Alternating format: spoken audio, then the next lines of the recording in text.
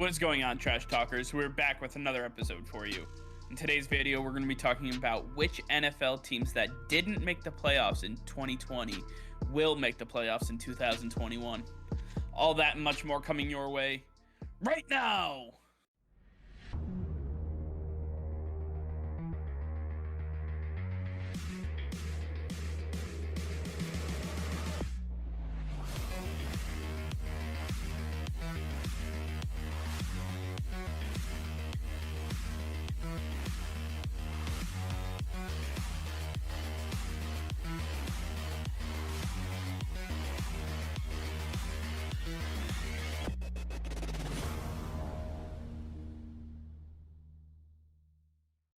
All right, Nick, as we finished up our series with the record predictions for all of 2021, we take a look back and kind of feel out the teams that did surprisingly well versus the teams that didn't do so well just a year ago. So, out of those teams that did surprisingly well, which one do you think will make the playoffs in 2021 that didn't make it just a year ago?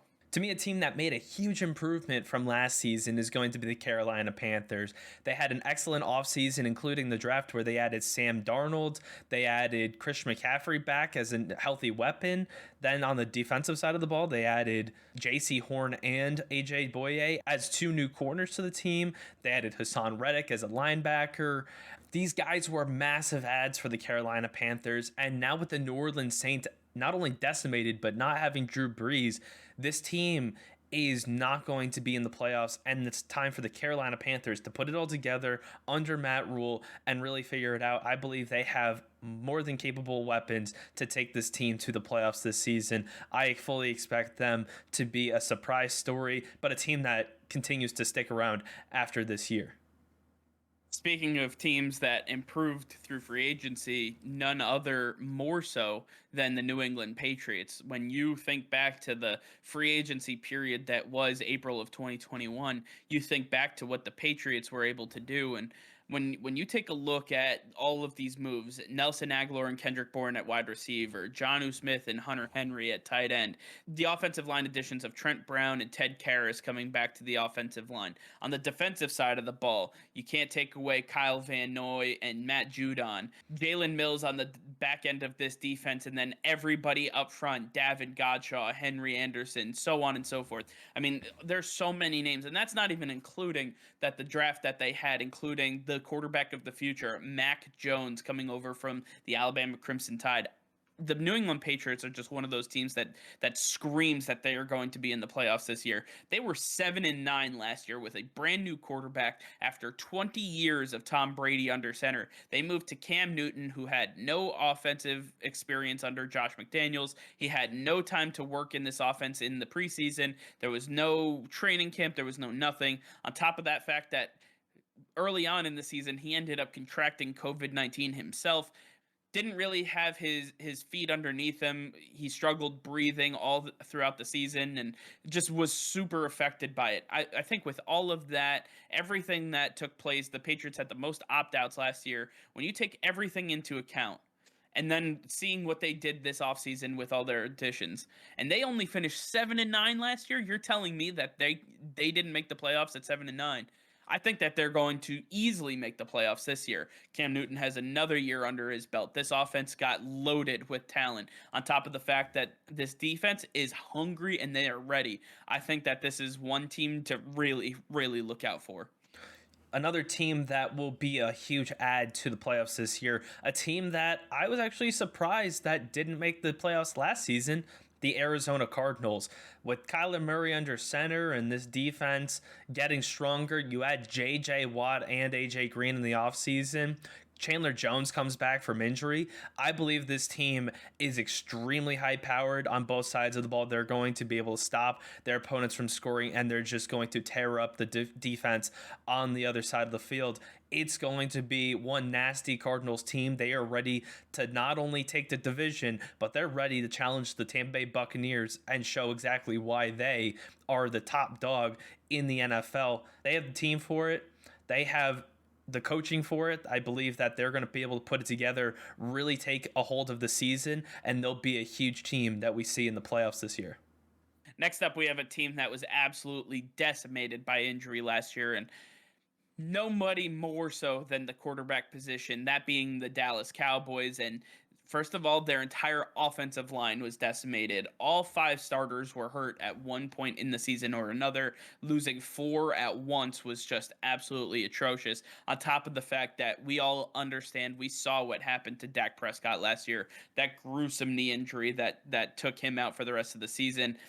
I believe that once that is all said and done, you have a top five offensive line, you have a top five quarterback in the league, and then you add him to this offense where Ezekiel Elliott is hungrier than ever. You have that three-headed monster at wide receiver with CeeDee Lamb, Mari Cooper, and Michael Gallup, and then you have a yet another year under Mike McCarthy's system. I think the Dallas Cowboys are primed to make a splash this year. They are going to be an offensive juggernaut. Now, they do have some shortcomings on the defensive side of the ball. I believe that their offense is so much more improved than it was last year that they're going to be able to make up for some of those deficiencies.